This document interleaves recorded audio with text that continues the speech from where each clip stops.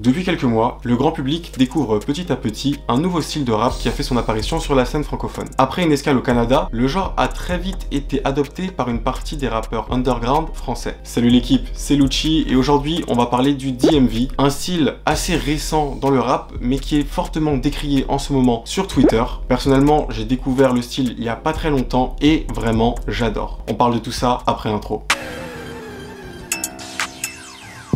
Dans le délire, wow, je suis vénère, je mélange les fénères, wow. Le fit il est fêlé, la police a mis ma drogue sous scellé. Végétal ou synthétique, ton plug est pathétique, il a aucune éthique, tellement d'eau.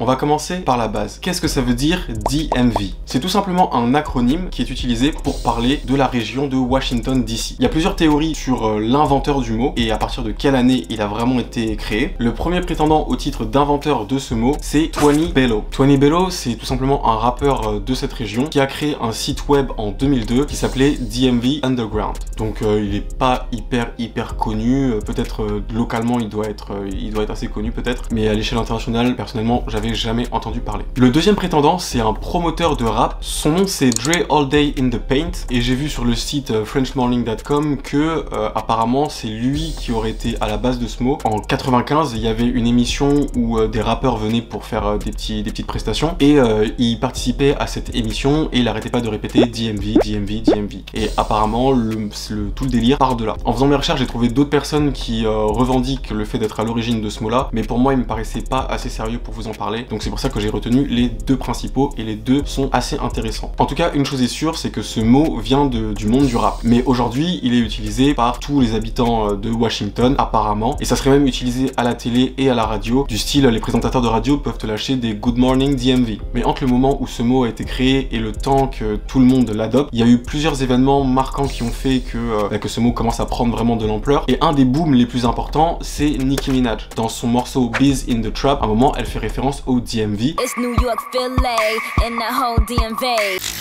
Et c'est là où on va dire que à l'échelle nationale le mot a été popularisé. Depuis tout à l'heure je tourne un peu autour du pot sans réellement vous dire ce que ça veut dire, mais on y vient et je vais commencer par la définition de Tony Bello. Lui il nous dit que en fait DMV ça vient de Washington DC, Maryland et Virginie. Il a juste pris les initiales de ces trois régions qui sont collées et il dit que ça fait la contraction de ça fait DMV et voilà l'origine du mot d'après Tony Bello. La définition de Dre elle est un peu plus précise, dans les faits c'est exactement la même, ça représente une zone géographique, mais lui il est vraiment précis. Il nous explique que ça part de l'autoroute I-95 qui part du nord de Baltimore jusqu'au sud de Richmond et même en passant par Norfolk. Alors là on est clairement sur des villes quinri à fond, je ne connais aucune de ces villes là, sauf peut-être Baltimore qui est assez connue.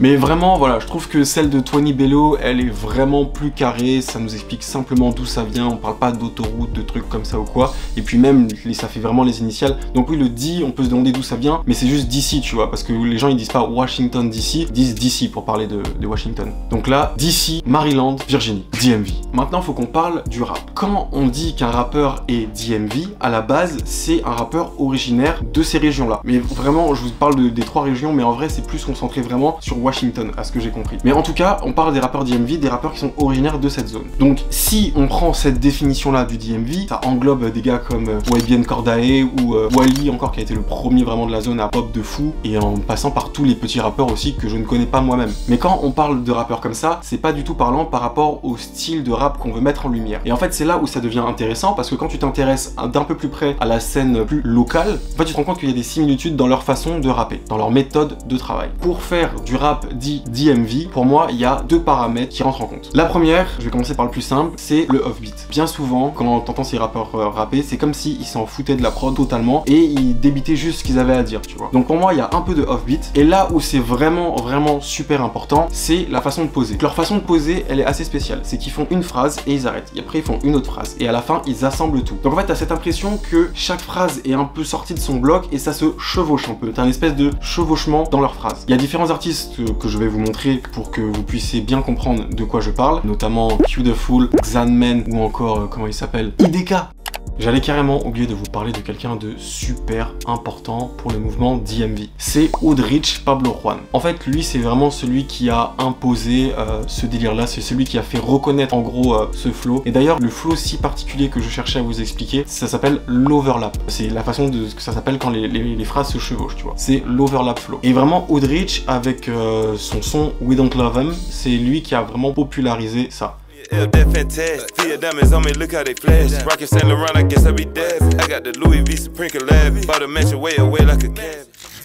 il a même fait un album en 2019, je crois, qui s'appelle DMV. Donc voilà, c'était quand même très important de le dire, j'allais carrément oublier.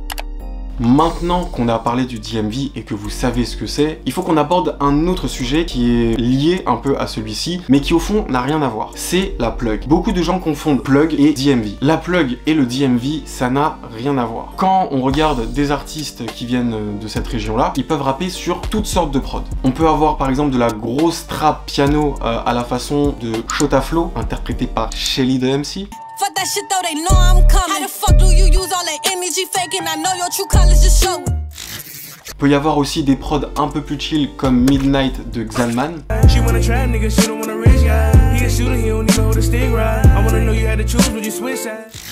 Et effectivement, ils peuvent aussi rapper sur des prods plug, comme par exemple DK et son titre Digital. Flashback, digital dash, flashback, digital dash, flashback, digital dash. Le style plug, il a été créé plus ou moins par Ethereal et Playboi Carti. Si vous n'avez pas vu ma vidéo au concert de Playboi Carti, je vous recommande parce que là je traite un peu de l'évolution de Carti et la façon dont il a créé plus ou moins son univers. Vraiment, grosso modo, la plug, c'est une variante de la cloud. La cloud, vous connaissez tous, bien souvent pour vous expliquer ce que c'est, on dit A$AP Rocky à ses débuts, genre les Purple Swag, tout ça. Purple swag, I'm in the zone, I'm getting dope.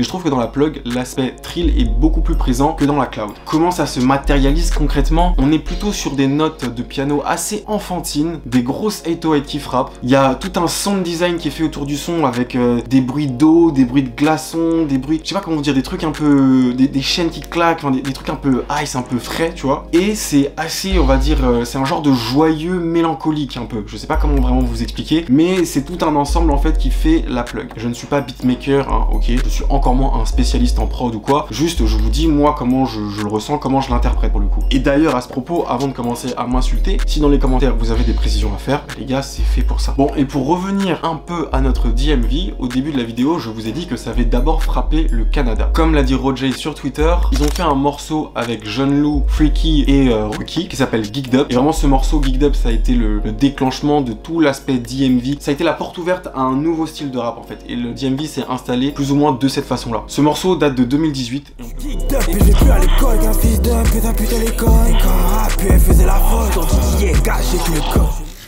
Et on peut vraiment dire que les gars qui étaient sur ce morceau-là en 2018 étaient vraiment les pionniers du DMV. Shout out John Lou, shout out Rookie, shout out Roger, shout out tout le monde. Shout out Freaky, j'allais oublier. Mais pour en revenir à quelque chose qui vous parlera peut-être plus, quand le morceau 10 avec JMKS, H et Rookie est sorti, beaucoup de gens ont critiqué la prestation de Rookie. Et je leur fais peur tout comme si je m'appelais Billet. Je marche pas sur la lune mais je me sens dans Billet. Et tu te fais fumer, tu respectes pas les délais.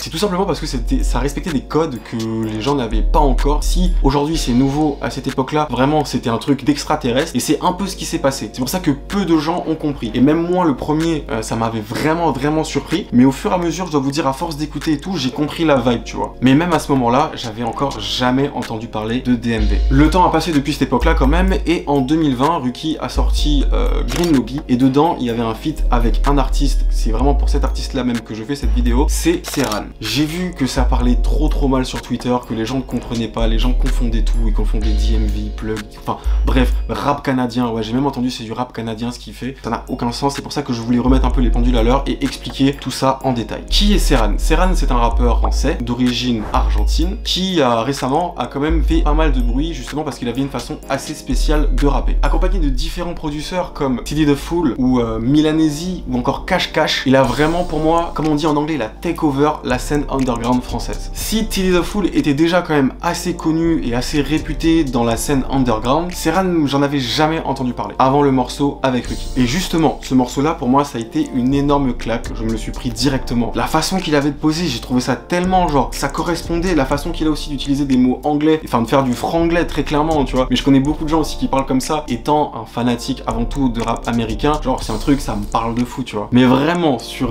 ce son-là, c'était quelque chose. 3 jours, j'ai pas changé de veste, je le drip pas. Besoin de mettre en avant. Tout se cache, je fais rapidement. J'ai le vintage, c'est un saut dans le temps. Y'a les cops, il faut rouler plus doux, je suis en mode avion. Mais elle m'appelle souvent, automatique, je suis en marche avant. Ah mec!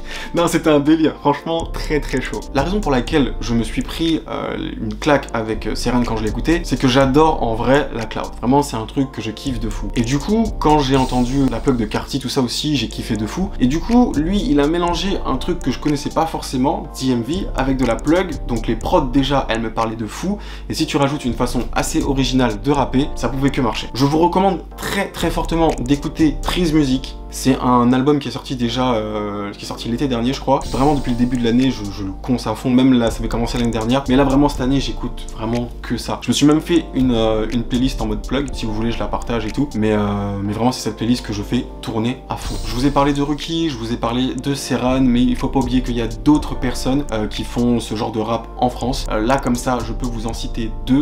C'est Big B. Je bosse hard, je me dis quand est-ce que je vais manger. C'est toujours la même chose, il faut big grave pour manger. C'est toujours les mêmes cons qui crient partout pour se montrer. J'ai ça sur moi, mais je parle pas comme toi. Donc si vous avez d'autres artistes qui rappent de cette façon-là, mettez-les en commentaire. J'ai envie de voir ça, tu vois, parce que c'est un mouvement, c'est le mouvement qui va caractériser cette année, je pense, tu vois. Il y a des nouveaux trucs qui arrivent comme ça. C'est comme tout. Au début, les gens ont du mal, les gens critiquent. Rappelez-vous, PNL, quand la cloud s'est arrivée en France, les gens ils parlaient hyper mal. Au final, aujourd'hui, c'est les rois du monde. Donc c'est toujours intéressant de voir ce qui se fait. Et voilà, on arrive déjà à la fin de la vidéo. J'espère que maintenant, vous ne ferez plus l'erreur. Plug, DMV, vous savez ce que c'est. Je vais le répéter une dernière fois. Vous donner les 2 éléments les plus caractéristiques du genre DMV, c'est vraiment le offbeat et aussi l'overlap. Ces phrases qui se chevauchent les unes et les autres, comme ça. Ouais, ça c'est le chevauchement, ça. Ouais. Ok. Et pour la plug, je vous renvoie à ma vidéo sur Playboi Carti. En tout cas, j'espère que vous avez apprécié cette vidéo. N'hésitez pas à mettre un pouce bleu pour aider au référencement. Commentaire si vous avez des choses à rajouter. Des fois où j'aurais fait des trucs, enfin où j'aurais dit des bêtises, il y a des corrections. Allez-y, franchement, juste qu'on s'est fait dans le respect, moi il n'y a aucun souci. En tout cas, c'était Lucci et on se voit dans la prochaine. Je vous dis peace. Fuck la magie, SO Asta. Je vais te capturer comme si je m'appelle Sacha. Ça suce des bites à la ligne. J't'ai posé sur tilt avec double pump. J'ai la candy, j'ai la cash, j'ai l'enguy et j'ai la puff. Tu l'as rêvé, tu veux l'acheter, lève ton cul et va bosser. Lucci gang, gang, gang.